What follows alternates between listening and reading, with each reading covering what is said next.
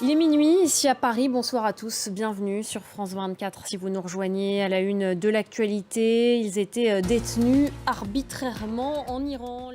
Ils retrouvent donc la liberté, ils étaient détenus arbitrairement en Iran. Benjamin Brière, 37 ans, et Bernard Fellan, 64 ans. On l'attendait depuis un moment. Il est accablant. Le Haut Commissariat des Nations Unies aux droits de l'homme a rendu public son rapport sur les événements de Moura fin mars 2022 dans le centre du Mali. Cette enquête accuse l'armée malienne et ses supplétifs étrangers d'avoir alors massacré plus de 500 personnes lors d'une opération anti-djihadiste. Nabia Makloufi. On part en Turquie à présent, la Turquie où se tiendra dimanche le premier tour de la présidentielle, une élection qui pourrait voir les Turcs tourner la page Erdogan. Le président turc qui est au pouvoir depuis 20 ans est en effet en difficulté dans les sondages face à son rival de l'opposition, Kemal Kılıçdaroğlu. Ce vendredi, tous deux ont une dernière fois, vous allez le voir, rassembler leurs partisans. Florent Rodeau.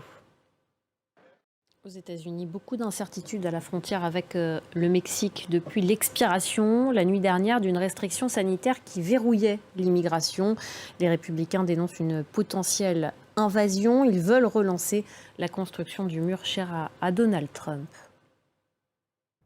Et enfin, la grande finale du concours de l'Eurovision se déroulera ce samedi soir à Liverpool. Cette année, c'est une chanteuse québécoise qui représentera la France. Lazara, c'est son nom, est une personnalité à la fois mystérieuse et extravagante. Restez avec nous dans quelques instants. Une semaine dans le monde présentée par Stéphanie Antoine.